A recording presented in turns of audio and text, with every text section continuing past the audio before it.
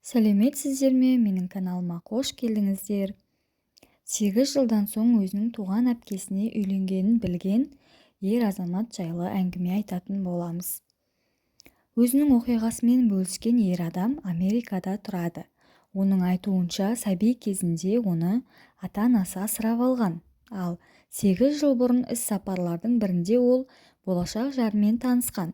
Кейін жұмысын ауыстырып, сүйіктісінің жанына көшіп келген. Қазір олардың 2 баласы бар. Алайда кіші ұлы дүниеге келген соң әйеліне бүйрек ауыстыруға тура келген.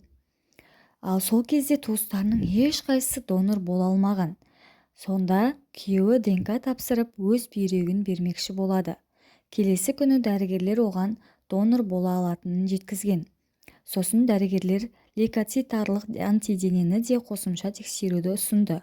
Ойында еш күдігі жоқ келіседі. Қосымша сараптама кезінде ерлі-зайыптыларда сәйкестік деңгейі өте жоғары екені анықталыпты. Кейін дәрігер ата-анасы мен баласында лейкоцитарлық антидене сәйкестігі 50%, ал ағасы мен әпкесінде 100% болатынын түсіндірген. Әрі қарай не боларын білмеймін. Біз жақын туыспыз. Мұның ерсе екенін білемін, бірақ біздің 2 баламыз бар. Ол менің әйелім, деп жазады ер адам.